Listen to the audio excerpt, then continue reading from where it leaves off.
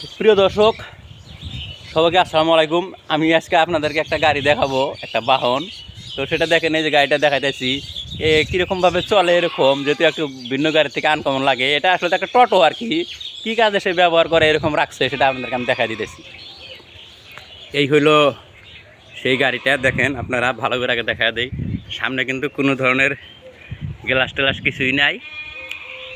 এই দেখেন, হ্যাঁ একটু আনকমন লাগছে, সেজন্য আপনারা শেয়ার করলাম। তো ভাইয়া আসসালামু আলাইকুম। তো আপনি যে গাড়িটা চালান, এটা গাড়িটাতে কোনো গ্লাস টেলাস কিছুই নাই সামনে, এরকম অসুবিধা হয় না? না, গ্রাম অঞ্চলে ধান টান ভাঙার লাগে, বাড়ি করে গাড়ি এটা তো ধান ভাঙাবার জন্য দিচ্ছে। যখন ধুলা বালুর দিন আসছে, এখন তো প্রচণ্ড ধুলা হয়, তখন মানে চোখে প্রবলেম হয় না এরকম?